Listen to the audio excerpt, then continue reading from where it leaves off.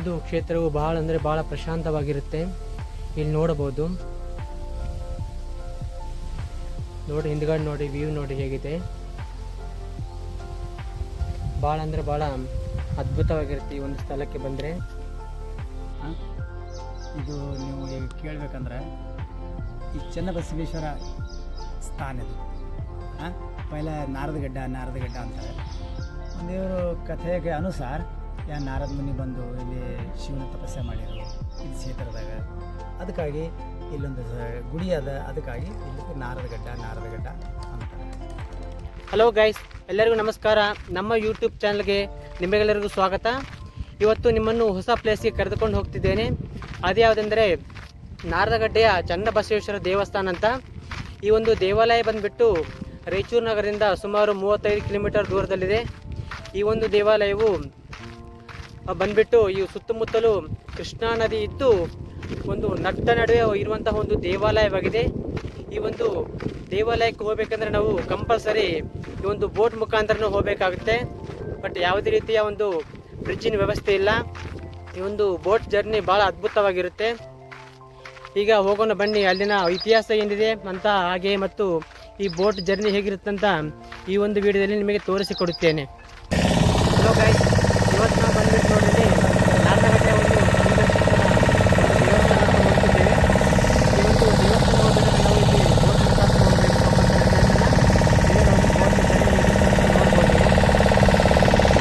ಭಾಳ ಅಂದರೆ ಭಾಳ ಅದ್ಭುತವಾಗಿರುತ್ತೆ.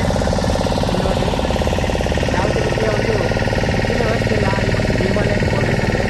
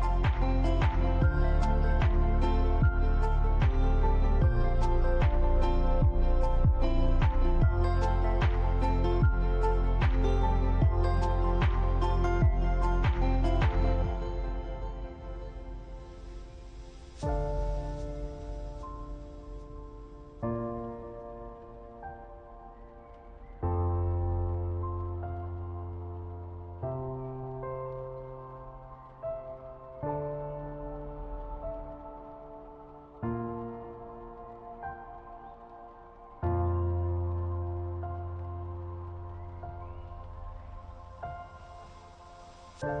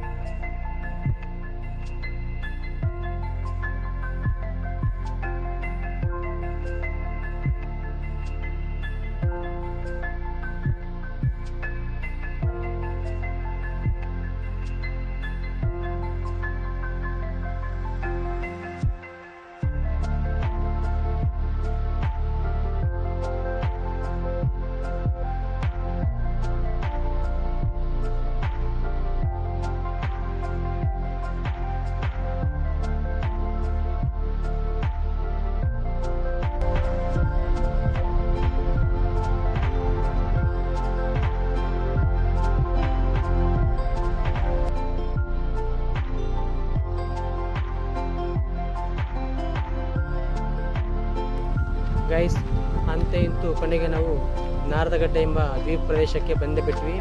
ಇಲ್ಲಿ ಚನ್ನಬಸವೇಶ್ವರ ಒಂದು ದೇವಸ್ಥಾನವಿದೆ. ಇಲ್ಲಿ ಭಾಳ ಪ್ರಶಾಂತವಾಗಿರುತ್ತೆ. ಈ ಒಂದು ಪ್ರದೇಶ ಬಂದ್ಬಿಟ್ಟು ಸುತ್ತಮುತ್ತಲೂ ಕೃಷ್ಣಾ ನದಿ ಇದ್ದು ಒಂದು ನಟ್ಟ ನಡುವೆಯಲ್ಲಿ ಈ ಒಂದು ದೇವಸ್ಥಾನವಿದೆ. ಇದೇ ಈ ಒಂದು ಸ್ಥಳದ ಒಂದು ವಿಶೇಷತೆ ಅಂತ ಹೇಳಬಹುದು. ದ್ವೀಪ ಅಂತ ಹೇಳ್ತೀವಲ್ಲ, ಒಂದು ದ್ವೀಪ ಪ್ರದೇಶವೇ ಈ ಒಂದು ದೇವಾಲಯವಾಗಿದೆ. ಇಲ್ಲಿನ ವಾತಾವರಣ ಭಾಳ ಪ್ರಶಾಂತವಾಗಿರುತ್ತೆ. ತೋರಿಸುತ್ತೇನೆ ಬನ್ನಿ ಗೈಸ್.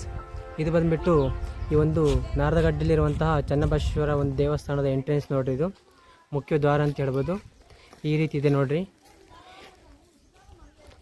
ಭಾಳ ಹಳೆಯದು. ಆದ್ದರಿಂದ ಈ ಒಂದು ಕಟ್ಟಡವು ಈ ರೀತಿ ಕಾಣಿಸ್ತದೆ. ಭಾಳ ದೊಡ್ಡದಿದೆ ಕಟ್ಟಡ ನೋಡೋಕೆ. ಇಲ್ಲಿ ನೋಡ್ರಿ, ಭಾಳ ಪ್ರಶಾಂತವಾಗಿರುತ್ತೆ ಈ ಒಂದು ದೇವಸ್ಥಾನ ಬಂದ್ಬಿಟ್ಟು. ದ್ವೀಪದ ಒಂದು ಪ್ರದೇಶ ಅಂತ ಹೇಳ್ಬೋದು. ಅಂದರೆ ಸುತ್ತಮುತ್ತಲೂ ನೀರು ಇದ್ದು ನಟ್ಟ ನಡುವೆ ಒಂದು ಪ್ರದೇಶವಿದ್ದರೆ ಆ ಒಂದು ಸ್ಥಳವನ್ನು ನಾವು ದ್ವೀಪ ಅಂತ ಕರಿತೀವಲ್ಲ, ಈ ಒಂದು ದೇವಾಲಯ ಸಹಿತ ಹಾಗೆ ಆಗಿದೆ. ಸುತ್ತಮುತ್ತಲೂ ಈ ಒಂದು ಕೃಷ್ಣಾ ನದಿ ಇದ್ದು ನಟ್ಟ ನಡುವೆ ಈ ಒಂದು ಚನ್ನಬಸವೇಶ್ವರ ಸ್ವಾಮಿಯವರು ಈ ಒಂದು ಸ್ಥಳದಲ್ಲಿ ನೆಲೆಸಿದ್ದಾರೆ. ಈ ಒಂದು ಕ್ಷೇತ್ರಕ್ಕೆ ನಾರದಗಡ್ಡೆ ಅಂತ ಹೆಸರು ಯಾಕೆ ಬಂತಂದರೆ, ಈ ಹಿಂದೆ ಮಹರ್ಷಿ ನಾರದ ಮುನಿಯವರು ಇಲ್ಲಿ ತಪಸ್ಸು ಮಾಡಿರೋದ್ರಿಂದ ಈ ಒಂದು ಕ್ಷೇತ್ರಕ್ಕೆ ನಾರದಗಡ್ಡೆ ಅಂತ ಹೆಸರು ಬಂದಿದೆ ಅಂತ ಇಲ್ಲಿ ನೋಡ್ಬೋದು. ಈ ಒಂದು ನಾರದಗಡ್ಡೆಯಲ್ಲಿರುವಂತಹ ಚನ್ನಬಸವೇಶ್ವರ ಒಂದು ದೇವಸ್ಥಾನದ ಒಂದು ಕಟ್ಟಡ ಇದೆ ನೋಡ್ರಿ. ಸುಮಾರು ಈ ಒಂದು ದೇವಸ್ಥಾನಕ್ಕೆ 800 ವರ್ಷಗಳ ಹಿಂದಿನ ಒಂದು ಇತಿಹಾಸವನ್ನು ಇದೆ ಅಂತ ಹೇಳ್ಬೋದು. ಶರಣ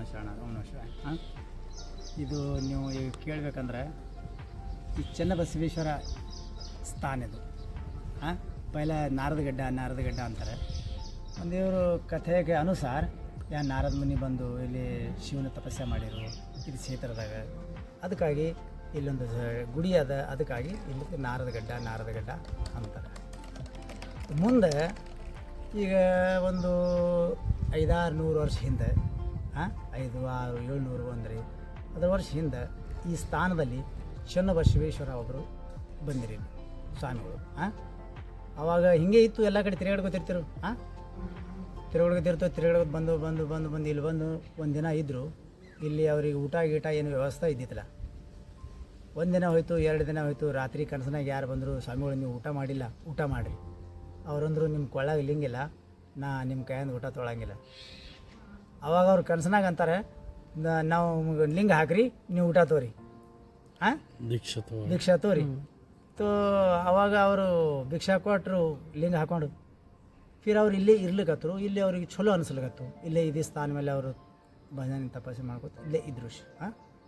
ಇಲ್ಲಿದ ಮೇಲೆ ಒಂದು ಕಾಲದಾಗ ಇದಾಯಿತು. ಇಲ್ಲಿ ಒಂದು ರೂಮ್ ಮಾಡಿರು. ಆ ರೂಮ್ದಾಗ ಇರ್ತಿರಲ್ಲಿ.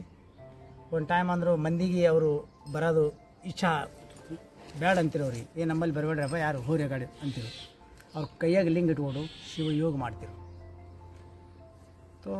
ನಮ್ಮ ಪರಂಪರೆ ಇರ್ತದಲ್ಲ, ಬೇರೆ ವಿಚಾರಧಾರ ಇರ್ತದೆ ಮಂದಿದು. ಅದಕ್ಕಾಗಿ ಇಲ್ಲಿ ಇರ್ತಿರೋರು. ಆವಾಗ ಇವ್ರು ಮಂದಿಗೆ ಅಂದರು ಇಲ್ಲಿ ಬರಬೇಡ್ರಿ, ಅದು ಒಳಗೆ ಹೋಗಿ ಕೂತಿರು. ಒಂದಿನ ಮಂದಿ ಅಂದರು ಒಂದಿನ ಆಯಿತು, 2 ದಿನ ಆಯಿತು, 3 ದಿನ ಆಯಿತು, 4 ದಿನ ಆಯಿತು, ಹೊರಗೆ ಬರಂಗಿಲ್ಲ ಇವರು. ನೋಡ್ಬೇಕು ಅವ್ರಿಗೆ. ಅವ್ರು ಪದ್ಮಾಸನದ ಕೂತು ಹಿಂಗೆ ಕೈಯಾಗಲಿ ಹಿಂಗೆ ಇಟ್ಕೊಂಡ್ರೆ ಅಂದ್ರೆ ಇದು ಜಮೀನು ಬಿಟ್ಟು 2 ಫುಟ ಮ್ಯಾಲೆ ಎದ್ದಿರು. ಯಾವಾಗ ಅವ್ರು ಬಾಗಿಲು ತೆಗೆದು ಮಂದಿ ನೋಡ್ತಾರೆ, ಅವರು ಕೆಳಗೆ ಕೂತರು. ಅಲ್ಲಿ ಅವ್ರದ್ದು ಜೀವಂತ ಸಮಾಧಿ ಅದ. ಹಾಂ, ಇದು ಹಾಂ, ಇದಕ್ಕಾಗಿ ನಾರದಗಡ್ಡ ಅಂದರೆ ಇದು ಹೆಸರ ಬಿದ್ದದ ನಾರದಗಡ್ಡ. ಲೇಕಿನ ವಾಕ್ಯನೂ ಇಲ್ಲಿ ಚನ್ನಬಸವೇಶ್ವರ ಸ್ವಾಮಿಗಳು ಸ್ಥಾನ ಆರಾಧನಾ ಮಾಡ್ಯಾರ ಅವರು, ಅದು ಸ್ಥಾನ ಅದ. ಇದಕ್ಕಾಗಿ ನಾವು ಭೀ ಇಲ್ಲಿ ನೋಡಿದೆವು, ಅವರು ಒಂದು ಬ್ರಹ್ಮ ಸ್ವರೂಪ. ಬ್ರಹ್ಮ ಅಂದ್ರೇನು? ಜ್ಯೋತ. ಜ್ಯೋತ ಸ್ವರೂಪ. ಹೆಂಗೆ ನಾವು ಭೀ ಥೋಡ ಅನುಭವ ಮಾಡಿದ್ರೆ ಗೊತ್ತಾಗ್ತದಲ್ಲ, ಹೆಂಗೆ ಹಿಂದೆ ಆ ಕಡೆ ಹೋದ್ರೆ ಕುರುಗಡ್ಡ, ಶ್ರೀಪಾದ ವಲ್ಲಭ, ದತ್ತಾತ್ರೇಯ ಶ್ರೀಪಾದ ವಲ್ಲಭಜಿ ಹೆಂಗೆ ಆರಾಧನಾ ಮಾಡಿರು, ಒಂದು ಟೈಮ್ ಹಿಂಗೆ ಇವರು ಚನ್ನಬಸವೇಶ್ವರ. ಆ ಕಡೆ ಈ ಕಡೆ ಈ ಸ್ಥಾನದಲ್ಲಿ 2 ಸ್ಥಾನವ. ಈಗ ಇಲ್ಲಿ ಹೊಳೆ ಆಗ್ಯದ, ಹೊಳೆಯಾಗ ಜಾಸ್ತಿ ನೀರವ, ಒಂದು ಟಾಪು ಜಾಸ್ತಿ ಆಗ್ಯದ. ಇದು ನಾನು ಎಲ್ಲರಿಗೂ ಹೇಳ್ತೀನಿ, ಈ ಚನ್ನಬಸವೇಶ್ವರ ಜೀವಂತ ಸಮಾಧಿ ಸ್ಥಾನದಿದು. ಅದಕ್ಕಾಗಿ ಯಾವ ಭೀ ಸ್ವಾಮಿಗಳು ಇರಲಿ, ಯಾವ ತಪಸ್ವಿ ಇರಲಿ, ಯಾರೇ ಇರಲಿ, ಜೀವಂತ ಸಮಾಧಿ ಅಂದರೆ ಒಂದು ಬ್ರಹ್ಮ ಸ್ವರೂಪ. ಅದಕ್ಕಾಗಿ ಎಲ್ಲರಿಗೆ ನಾ ಹೇಳ್ತೀನಿ, ಬರ್ರಿ, ಬಂದು ದರ್ಶನ ಮಾಡಿ ಹೋಗಬೇಕು. ಶ್ರಾವಣ ಚೆನ್ನಾಗಿ.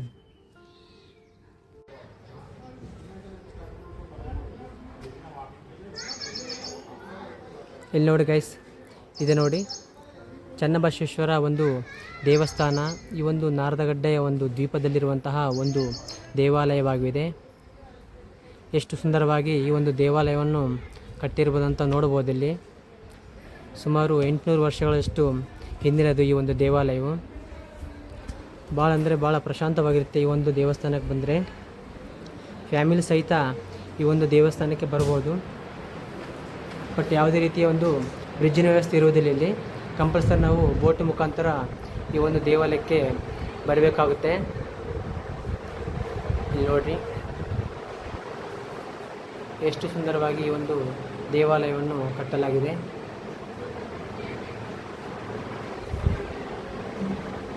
ನಾವೀಗ ಒಂದು ಚನ್ನಬಸವೇಶ್ವರ ಒಂದು ದೇವಸ್ಥಾನಕ್ಕೆ ಬಂದಿದ್ದೇವೆ. ಇಲ್ಲಿ ನೋಡ್ಬೋದು.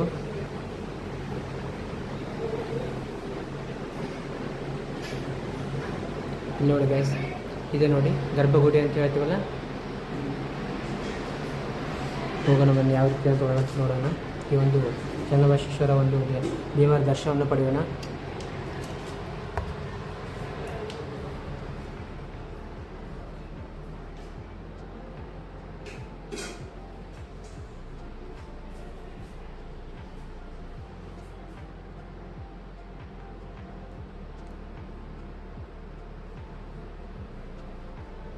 ಇದೆ ನೋಡಿ ಒಂದು ನಾರದಗಡ್ಡೆಯ ಒಂದು ಸ್ಥಳದಲ್ಲಿರುವಂತಹ ಚನ್ನಬಸವೇಶ್ವರ ದೇವಸ್ಥಾನದ ಒಂದು ಗರ್ಭಗುಡಿ ಅಂತ ಹೇಳ್ತೀವಲ್ಲ. ಇದೆ ನೋಡಿ ಮೇನು ಒಳಗಡೆ ಗರ್ಭಗುಡಿದು ಒಂದು ದೇವರ ಒಂದು ದರ್ಶನ ಪಡೆಯಬಹುದು ನಾವೀಗ. ನೋಡ್ರಿ ಇಲ್ಲಿ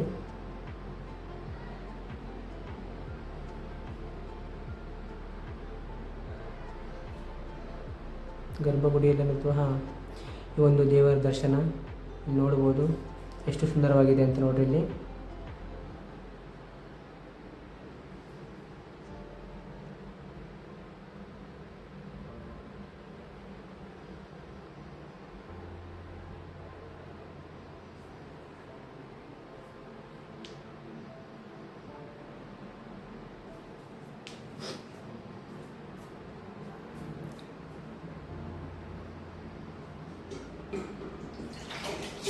ಭಾಳ ಅಂದರೆ ಭಾಳ ಪ್ರಶಾಂತವಾಗಿರುತ್ತೆ ಈ ಒಂದು ದೇವಾಲಯಕ್ಕೆ ಬಂದರೆ. ಕಂಪಲ್ಸರಿ ನೀವು ಸಹಿತ ಬಂದು ಇಲ್ಲಿ ದೇವರ ಒಂದು ದರ್ಶನವನ್ನು ಪಡೆಯಬಹುದು. ಅಷ್ಟು ಒಂದು ಅದ್ಭುತವಾಗಿರುತ್ತದೆ, ಭಾಳ ಮನಃಶಾಂತಿಯಾಗಿರುತ್ತೆ. ಹಾಗೆ ಈಗ ನೋಡಿದ್ರಲ್ಲ ಗೈಸ್, ಇಲ್ಲಿ ಬಂದುಬಿಟ್ಟು ಒಳಗಡೆ ಶ್ರೀ ಚನ್ನಬಸವೇಶ್ವರರು ತಪಸ್ಸು ಮಾಡಿ ಜೀವ ಸಮಾಧಿಯಾಗಿರುವಂತಹ ಒಂದು ಸ್ಥಳವನ್ನು ನಾವೀಗ ದರ್ಶನ ಮಾಡ್ಕೊಂಡಿದ್ದೀವಿ. ಇದೇ ಗರ್ಭಗುಡಿ ಒಳಗಡೆ. ನಮಸ್ಕಾರ. ಈ ಒಂದು ನಾರದಗಡ್ಡೆ ಅಂತ ಈ ಒಂದು ಹೆಸರು ಬರಬೇಕಾದ್ರೆ ಸಾವಿರಾರು ವರ್ಷಗಳ ಹಿಂದೆ ನಾರದ ಮಹರ್ಷಿಗಳು ಕೈಲಾಸದಲ್ಲಿ ಶಿವನ ಒಂದು ದರ್ಶನಕ್ಕೆ ಹೋದಾಗ ಅಲ್ಲಿ ಇರ್ತಕ್ಕಂಥ ಶಿವಗಣಗಳಿಗೆ ಅವರ ಪಾದ ಸ್ಪರ್ಶ ಮಾಡಿ ದೋಷ ಆದಾಗ ಅಲ್ಲಿ ಅವರಿಗೆ ಅದರ ಅರ್ಥ ಪರಿಹರಿಸ್ಕೊಳ್ಳೋಕ್ಕೆ ಶಿವನನ್ನು ಕೇಳಿಕೊಂಡಾಗ ಶಿವನು ಹೇಳ್ತಾರೆ, ಭಕ್ತರಿಗಿಂತ ದೊಡ್ಡವರು ನಾನಲ್ಲಪ್ಪ, ಭಕ್ತರೇ ದೊಡ್ಡವರು ಅಂತ ಹೇಳಿ.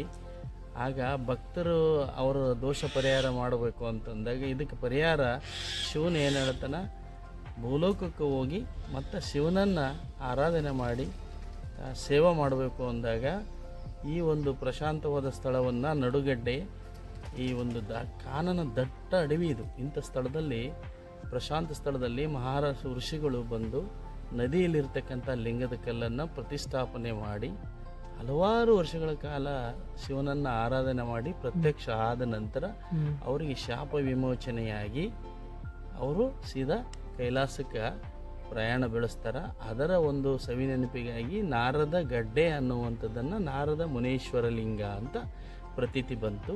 ಇದಾದ ನಂತರ ಸುಮಾರು ಒಂದು 500 ವರ್ಷಗಳ ಹಿಂದೆ ಈ ಒಂದು ಚನ್ನಬಸವೇಶ್ವರ ಮಹಾಸ್ವಾಮಿಗಳು ವೈರಾಗ್ಯ ನಿಧಿ ಅಂತ ಹೆಸರದವರಿಗೆ, ಅಂದರೆ ಈ ಪ್ರಪಂಚದಲ್ಲಿರ್ತಕ್ಕಂಥ ಯಾವ ಒಂದು ಈ ಮೋಹಗಳನ್ನು ಅರಿಷಡ್ ವರ್ಗಗಳನ್ನು ಗೆದ್ದಂಥವರು ಅಂಥ ಮಹಾ ಚನ್ನಬಸವೇಶ್ವರ ಮಹಾಸ್ವಾಮಿಗಳು ಈ ಒಂದು ಚಿಂತರೆವೆಲ ಆಂಜನೇಯ ಸ್ವಾಮಿ ಅಂಥೇಳಿ ಇಲ್ಲಿ ಮುಂದೆ ಒಂದು ಆಂಜನೇಯ ಸ್ವಾಮಿ ದೇವಸ್ಥಾನದಲ್ಲಿ ಅವರು ಪ್ರಯಾಣ ಮಾಡ್ಕೊಂತ ಚನ್ನಬಸವೇಶ್ವರ ಸ್ವಾಮಿಗಳು ಆ ದೇವಸ್ಥಾನದಲ್ಲಿ ವಸತಿ ಮಾಡಿದಾಗ ಅವರು ಊಟ ಮಾಡಿರೋದಿಲ್ಲ, ಸ್ವಾಮಿಗಳು ಹೇಳ್ದಂಗೆ ಆ ಊಟ ಪ್ರಸಾದ ತಗೊಂಡಿರೋದಿಲ್ಲ. ಆವಾಗ ಆಂಜನೇಯ ಸ್ವಾಮಿಯವರೇ ಕೇಳ್ತಾರೆ, ನನ್ನ ದೇವಸ್ಥಾನದಲ್ಲಿ ಎಲ್ಲರೂ ಬಂದು ಬೇಡ್ತಾರೆ, ಇದು ಮಾಡ್ತಾರೆ, ನೀವು ಪ್ರಸಾದ ಮಾಡಲಾರ್ದು ಮಲಗಿದರೆ ನನಗೆ ಭಕ್ತರಿಗೆ ಇದು ಅನ್ನಿಸ್ತದೆ ಅಂದಾಗ ಅವರು ಸ್ವಾಮಿಗಳು ಹೇಳ್ತಾರೆ, ನಾನು ಒಂದು ನಿಯಮ ಅದ ರೀ, ಯಾರು ಲಿಂಗ ದೀಕ್ಷೆಯನ್ನು ಪಡೆದುಕೊಂಡಿರ್ತಾರೆ ಅವರಿಂದನೇ ನಾನು ಪ್ರಸಾದವನ್ನು ಸ್ವೀಕಾರ ಮಾಡ್ತೀನಿ, ಇಲ್ಲಾಂದ್ರೆ ಮಾಡಲ್ಲ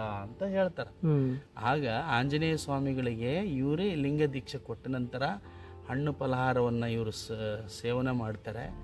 ನಂತರ ಆ ಸ್ವಾಮಿಗೆ ವಿನಂತಿ ಮಾಡಿಕೊಂಡಾಗ, ನಾನು ಒಂದು ಶಿವನ ದೇವಸ್ಥಾನ ಎಲ್ಲಿ ನನಗೆ ಪ್ರಶಸ್ತವಾದ ಸ್ಥಳ ಅಂತಂದಾಗ ಆ ಸ್ವಾಮಿಗಳು ನಾರದ ಮುನೀಶ್ವರ ಈ ಕ್ಷೇತ್ರವನ್ನು ದ್ವೀಪ ತೋರಿಸಿದಾಗ ನಾರದಗಡ್ಡೆಯಲ್ಲಿ ಅಂದಾಗ ಪ್ರಶಸ್ತ ಸ್ಥಳ, ಮತ್ತು ಅಲ್ಲಿ ದಿನಾಲು ಶಿವಪೂಜೆ ಮಾಡಿಕೊಂಡು ಧ್ಯಾನ ಮಾಡಲಿಕ್ಕೆ ಪ್ರಶಸ್ತ ಸ್ಥಳ ಅಂದಾಗ ಆ ಸ್ವಾಮಿಗಳು ಇಲ್ಲಿ ಬರಬೇಕಾದ್ರೆ ನದಿಗಡ್ಡೆಗೆ ಅಲ್ಲಿಂದ ನದಿಯನ್ನು ತುಂಬಿ ಹರಿತಾ ಇರ್ತದೆ ಇದು ನದಿ.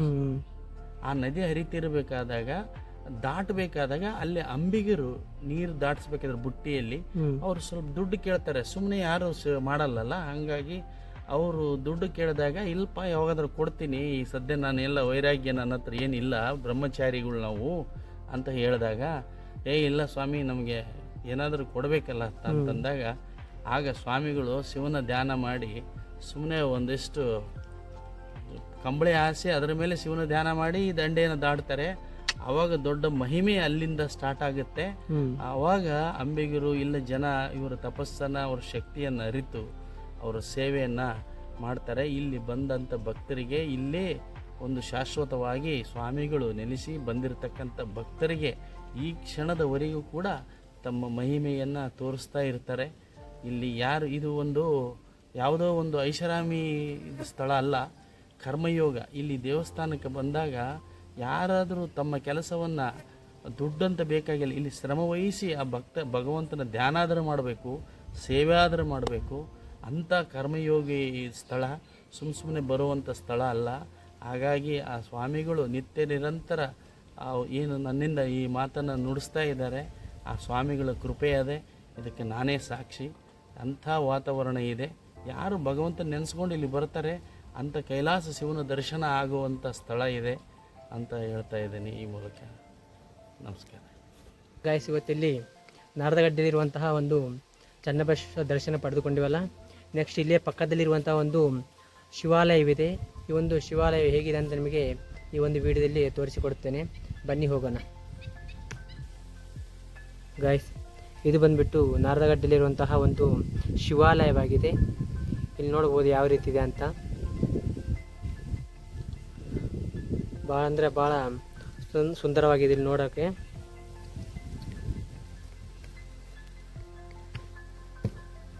ಎಷ್ಟು ಸೈಲೆಂಟ್ ಆಗಿದೆ ನೋಡ್ರಿ ಇಲ್ಲಿ. ಇಲ್ಲಿ ನೋಡಿ ಗೈಸ್, ಇದು ಬಂದ್ಬಿಟ್ಟು ಶ್ರೀ ನಾರದ ಮುನೇಶ್ವರ ಲಿಂಗ ದೇವಸ್ಥಾನ, ನಾರದಗಡ್ಡೆ ಮಠ ಅಂತ. ಈ ಒಂದು ದೇವಾಲಯವು ಎಷ್ಟು ಸುಂದರವಾಗಿದೆ ನೋಡ್ಬೋದು. ನಾರದ ಮುನಿಗಳು ಇಲ್ಲಿ ನದಿಯಲ್ಲಿರುವಂತಹ ಒಂದು ಶಿವಲಿಂಗವನ್ನು ಪ್ರತಿಷ್ಠಾಪಿಸಿದಂತಹ ಒಂದು ಶಿವಲಿಂಗ ಇದೇ ಆಗಿದೆ. ಇಲ್ಲಿ ನೋಡ್ಬೋದು ಎಷ್ಟು ಸುಂದರವಾಗಿದೆ ಈ ಒಂದು ದೇವಾಲಯವು. ಬಹಳ ಅಂದರೆ ಬಹಳ ಪ್ರಶಾಂತವಾಗಿರುತ್ತೆ ಈ ಒಂದು ಸ್ಥಳ ಬಂದ್ಬಿಟ್ಟು. ಇದು ನೋಡಿ, ಮಹರ್ಷಿ ನಾರದ ಮುನಿಯವರು ಈ ಒಂದು ನದಿಯಲ್ಲಿರುವಂತಹ ಒಂದು ಶಿವಲಿಂಗವನ್ನು ಪ್ರತಿಷ್ಠಾಪಿಸಿದಂತಹ ಒಂದು ಸ್ಥಳ ಇದು ಆಗಿದೆ.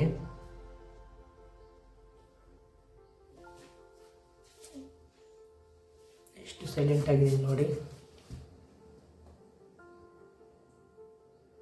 ಬಹಳ ಅಂದರೆ ಬಹಳ ಅದ್ಭುತವಾಗಿರುತ್ತೆ ಇಲ್ಲಿ ದರ್ಶನ.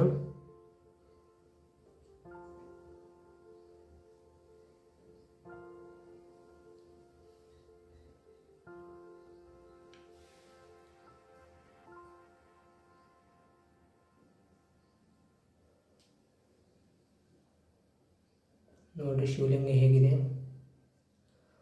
ಎಷ್ಟು ಸುಂದರವಾಗಿ ಇಲ್ಲಿ ಪೂಜೆ ಮಾಡಲಾಗಿದೆ ನೋಡಿ. ಹೂವಿನಿಂದ ಯಾವ ರೀತಿ ಒಂದು ಅಲಂಕಾರ ಮಾಡಲಾಗಿದೆ.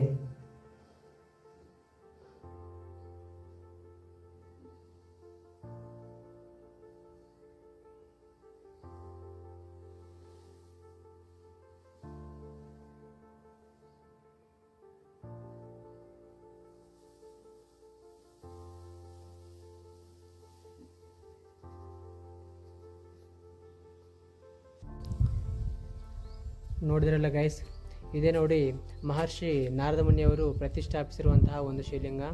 ಎಷ್ಟು ಒಂದು ಅದ್ಭುತವಾಗಿದೆ ಇಲ್ಲಿ ನೋಡೋಕ್ಕೆ.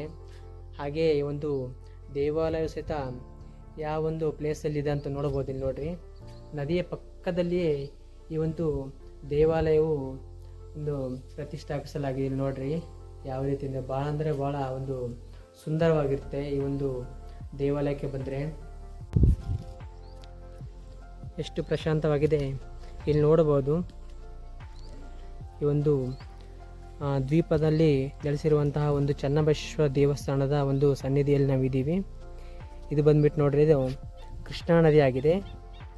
ಈ ಒಂದು ನಾರದಗಡ್ಡೆ ಬಂದ್ಬಿಟ್ಟು ಸುತ್ತಮುತ್ತಲೂ ಕೃಷ್ಣಾ ನದಿಯ ಒಂದು ಮಡಿಲಲ್ಲಿ ನೆಲೆಸಿರುವಂತಹ ಒಂದು ದ್ವೀಪ ಪ್ರದೇಶವಾಗಿದೆ. ಈ ಒಂದು ದ್ವೀಪ ಪ್ರದೇಶದಲ್ಲಿ ಚನ್ನಬಸವೇಶ್ವರ ಸ್ವಾಮಿಯವರು ಇಲ್ಲಿ ಬಂದು ತಪಸ್ಸು ಮಾಡಿ ಜೀವ ಸಮಾಧಿಯಾಗಿದ್ದಾರೆಂಬ ಒಂದು ಸ್ಥಳೀಯರ ನಂಬಿಕೆ ಇದೆ. ಈ ಒಂದು ಪ್ಲೇಸ್ ಬಂದ್ಬಿಟ್ಟು ಬಹಳ ಅಂದರೆ ಬಹಳ ಪ್ರಶಾಂತವಾಗಿರುತ್ತೆ. ಇಲ್ಲಿ ನೋಡಬಹುದು, ಒಂದು ನದಿಯ ಪಕ್ಕದಲ್ಲಿಯೇ ಈ ಒಂದು ದೇವಾಲಯವಿದೆ. ಬಹಳ ಅಂದರೆ ಬಹಳ ಪ್ರಶಾಂತವಾಗಿರುತ್ತೆ. ಈ ಒಂದು ದೇವಾಲಯಕ್ಕೆ ಫ್ಯಾಮಿಲಿ ಸಹಿತ ಇಲ್ಲಿ ಬರ್ಬೋದು. ಇದು ರಾಯಚೂರಿನಿಂದ ಸುಮಾರು 35 ಕಿಲೋಮೀಟರ್ ದೂರ ಮಾತ್ರ ಇದೆ. ಕಂಪಲ್ಸರಿ ಒಂದು ದೇವಾಲಯಕ್ಕೆ ಬಂದು ಈ ಒಂದು ಚನ್ನಬಸವೇಶ್ವರ ಸ್ವಾಮಿಯವರ ಒಂದು ದರ್ಶನವನ್ನು ಪಡೆಯಬಹುದು. ಭಾಳ ಅಂದರೆ ಭಾಳ ಅದ್ಭುತವಾಗಿರುತ್ತೆ ಈ ಒಂದು ದೇವಾಲಯಕ್ಕೆ ಬಂದರೆ. ಯಾಕಂದರೆ ಇಲ್ಲಿನ ವಾತಾವರಣ ಅಷ್ಟು ಒಂದು ಪ್ರಶಾಂತವಾಗಿರುತ್ತೆ. ಯಾಕಂದರೆ ಇದು ಬಂದ್ಬಿಟ್ಟು ಒಂದು ದ್ವೀಪ ಪ್ರದೇಶವಾಗಿದೆ. ಅಂದರೆ ಸುತ್ತಮುತ್ತಲೂ ಒಂದು ಕೃಷ್ಣಾ ನದಿ ಇದ್ದು ಒಂದು ನಟ್ಟ ನಡುವೆಯಲ್ಲಿ ಈ ಒಂದು ದೇವಾಲಯವಿದೆ, ಚನ್ನಬಸವೇಶ್ವರ ದೇವಾಲಯ ಅಂತ. ಈ ಒಂದು ಸ್ಥಳಕ್ಕೆ ಬಂದು ನೀವು ಸಹಿತ ಒಂದು ದರ್ಶನವನ್ನು ಪಡೆದುಕೊಂಡು ಹೋಗ್ಬೋದು. ಬಹಳ ಅಂದರೆ ಭಾಳ ಪ್ರಶಾಂತವಾಗಿರುತ್ತೆ. ಇಲ್ಲಿ ನೋಡ್ಬೋದು, ಹಿಂದುಗಡೆ ವ್ಯೂ ನೋಡಿ ಹೇಗಿದೆ.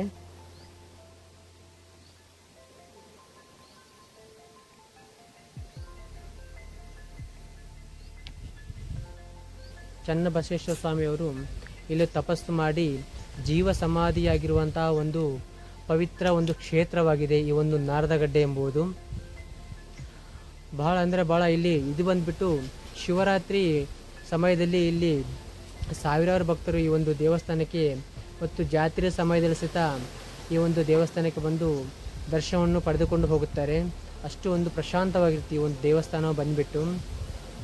ಇಲ್ಲಿ ನೋಡಬಹುದು, ಜ್ಞಾನ ಆಧ್ಯಾತ್ಮಿಕತೆ ಈ ಒಂದು ಕ್ಷೇತ್ರವು ಒಂದು ಪ್ರಸಿದ್ಧಿಯನ್ನು ಪಡೆದಿದೆ ಅಂತ ಹೇಳಬಹುದು. ನನಗಂತೂ ಇದು ಭಾಳ ಅಂದರೆ ಭಾಳ ಖುಷಿ ಆಯಿತು ಈ ಒಂದು ದೇವಸ್ಥಾನಕ್ಕೆ ಬಂದ ಮೇಲೆ. ಯಾಕಂದರೆ ಒಂದು ಅಷ್ಟು ಪ್ರಶಾಂತವಾಗಿರುತ್ತೆ ಇಲ್ಲಿ. ಭಾಳ ಅಂದರೆ ಭಾಳ ಅದ್ಭುತವಾಗಿರುತ್ತೆ. ಇಲ್ಲಿ ಬನ್ನಿ ಫ್ಯಾಮಿಲಿ ಸಹಿತ.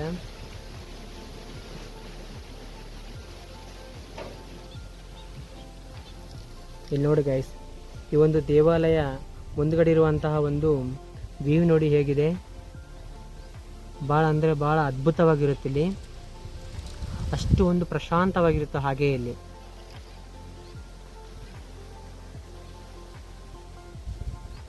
ಈ ಒಂದು ನದಿ ಬಂದ್ಬಿಟ್ಟು ಕೃಷ್ಣಾ ನದಿ ಆಗಿರುತ್ತದೆ. ಎಷ್ಟು ಸೈಲೆಂಟ್ ಆಗಿದೆ ನೋಡ್ಬೋದು ನೀವು ಇಲ್ಲಿ. ಹೀಗೆ ನೇರವಾಗಿ ಹೋದರೆ ಸುಮಾರು ಇಲ್ಲಿಂದ ಒಂದು 50-60 ಕಿಲೋಮೀಟರ್ ದೂರದಲ್ಲಿ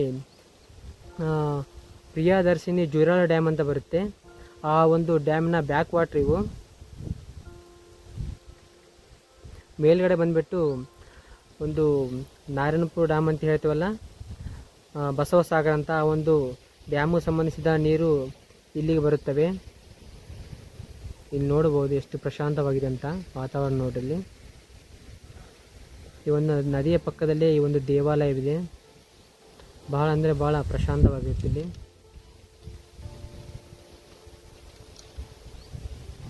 ನೋಡ್ರಿ ಯಾವ ರೀತಿ ಇದೆ ದೇವಾಲಯ.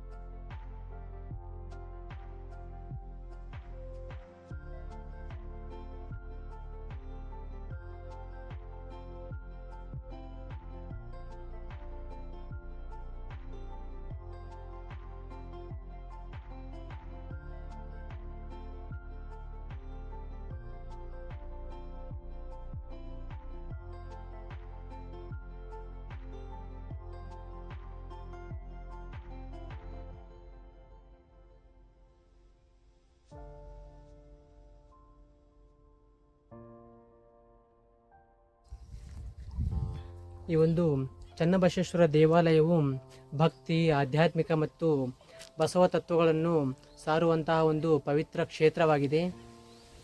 ಈ ಒಂದು ಕ್ಷೇತ್ರವು ಭಾಳ ಅಂದರೆ ಭಾಳ ಪ್ರಶಾಂತವಾಗಿರುತ್ತೆ. ಇಲ್ಲಿ ನೋಡಬಹುದು,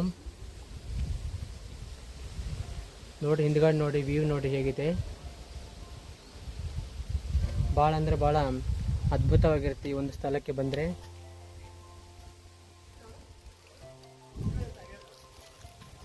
ಇಲ್ಲಿ ನೋಡಿ,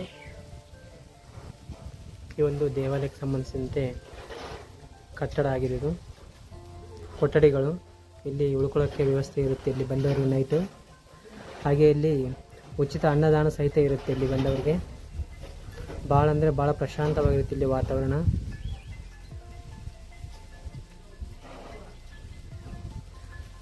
ದ್ವೀಪ ಪ್ರದೇಶವಾಗಿ ಸುತ್ತಮುತ್ತ ನದಿ ಇದೆ. ನಡುವೆ ಒಂದು ದೇವಾಲಯವೂ ಇದೆ.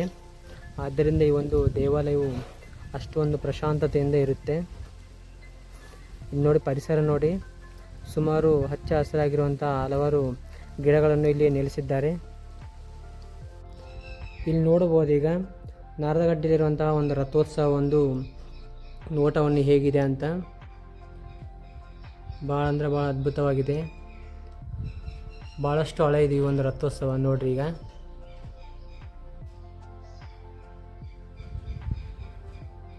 ಸುಮಾರು ವರ್ಷಗಳು ಹಳೆಯದಿದು.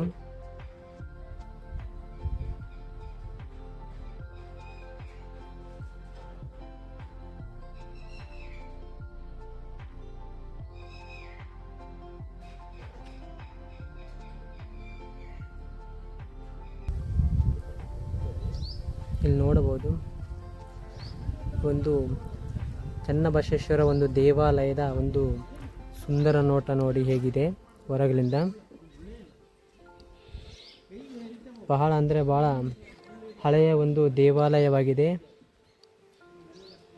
ಇಲ್ಲಿಗೆ ಬಂದರೆ ಮನಸ್ಸು ಅಷ್ಟೊಂದು ಪ್ರಶಾಂತವಾಗಿರುತ್ತೆ. ಸುಮಾರು 700ರಿಂದ 800 ವರ್ಷಗಳ ಒಂದು ಹಿಂದಿನ ದೇವಾಲಯವಾಗಿದ್ದು. ಇಲ್ಲಿ ನೋಡ್ರಿ ಹೇಗಿದೆ.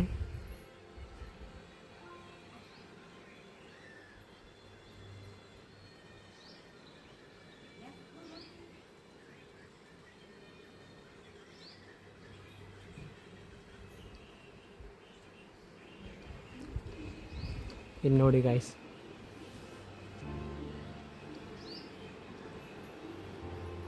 ನೋಡಿ ಚನ್ನಬಸವೇಶ್ವರ ಒಂದು ದೇವಾಲಯ ನಾರದಗಡ್ಡೆ.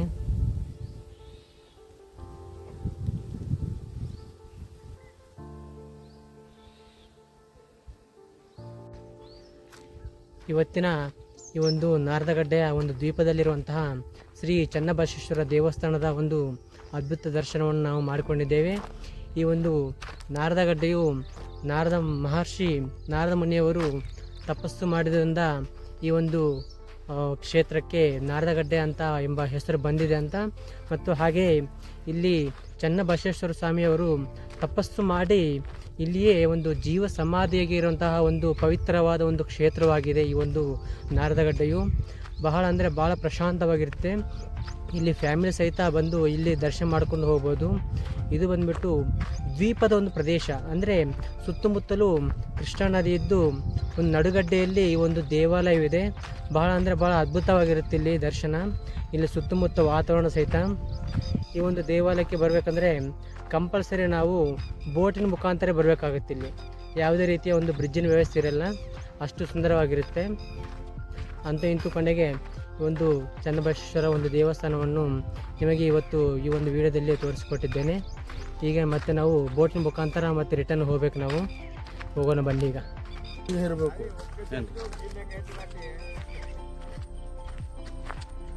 ಎಲ್ಲಿ ಮನೆ ಮಾಡಿರಿ ರೂಮ್ ಇರಲಿಕ್ಕೆ.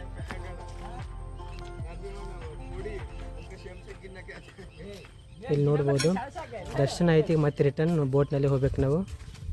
ನಿಮ್ಗೆ ಹೇಳಿದ್ನಲ್ಲ ಆವಾಗಲೇ ಯಾವುದೇ ರೀತಿಯ ಒಂದು ಬ್ರಿಡ್ಜಿನ ವ್ಯವಸ್ಥೆ ಇಲ್ಲ ಅಂತ. ಇದೇ ಬೋಟ್ನಲ್ಲಿ ಮತ್ತೆ ರಿವರ್ಸ್ ಹೋಗ್ಬೇಕು ನಾವು.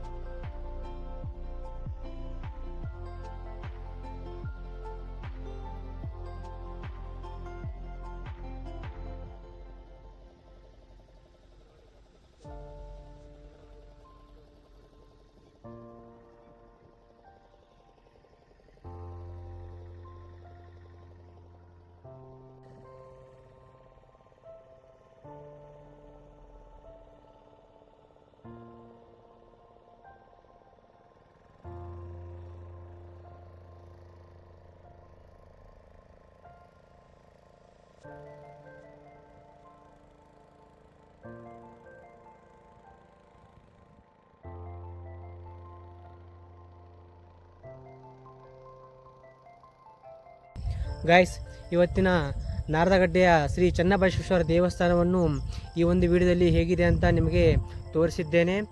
ಈ ಒಂದು ಕ್ಷೇತ್ರದ ಇತಿಹಾಸ, ಆಧ್ಯಾತ್ಮಿಕ ಮಹತ್ವ ಮತ್ತು ಪ್ರಕೃತಿ ಸೌಂದರ್ಯ ನಿಮಗೆ ಇಷ್ಟವಾಗಿದೆ ಎಂದು ನಾನು ಭಾವಿಸುತ್ತೇನೆ.